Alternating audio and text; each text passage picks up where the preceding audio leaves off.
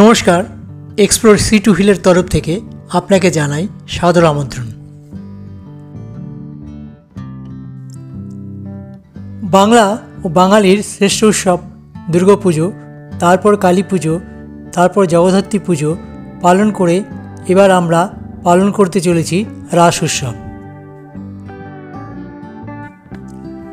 মূলত বৈষ্ণব ধর্মাবলম্বীরা রাস উৎসব পালন করেন।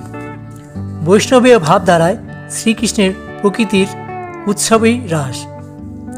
বাংলায় যুগ যুগ ধরে শ্রী চৈতন্যদেবের রাস উৎসব পালনের কথা শোনা যায়। রাজা কৃষ্ণচন্দ্র এবং গিরিশচন্দ্রের পরবর্তী সময়কালে বাংলায় রাস উৎসব বহুল প্রচলন ঘটে। পশ্চিমবঙ্গের মূলত নদিয়া, কোচবিহারের বিভিন্ন জায়গায় জাঁকজমকপূর্ণ রাস উৎসব পালিত হয়। নদিয়ার শান্তিপুর ও কৃষ্ণনগরের টানা 3 দিন থেকে 4 দিন মহা সমারোহে পালিত হয় এই উৎসব।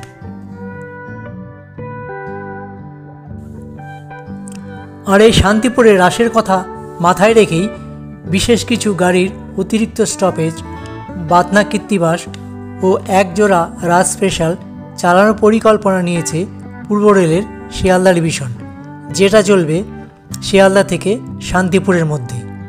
আর সেটাই আমরা আলোচনা করব এই ভিডিওর মাধ্যমে।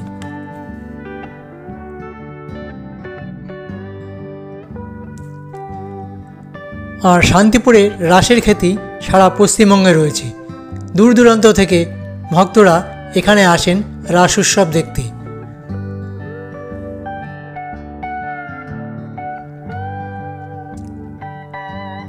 সমস্ত শান্তিপুর শহর এই সময় সেজে ওঠে আলোর মালায়, যা দেখার মতো এবং মনে রাখার মতো।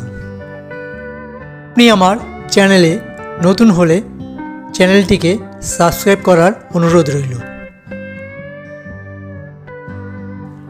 আর এই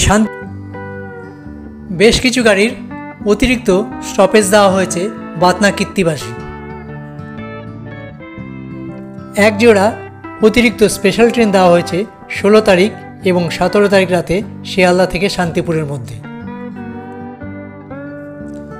শিয়ালদা থেকে শান্তিপুরের মধ্যে বিশেষ বিশেষ স্টেশনের টাইমিংসগুলো দেওয়া রইল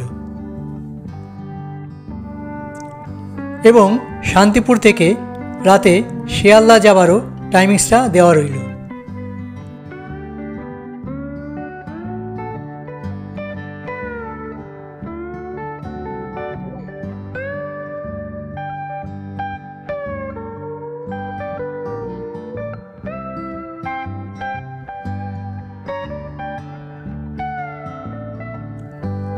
ভিডিওটি ভালো লাগলে লাইক, শেয়ার এবং সাবস্ক্রাইব করবেন।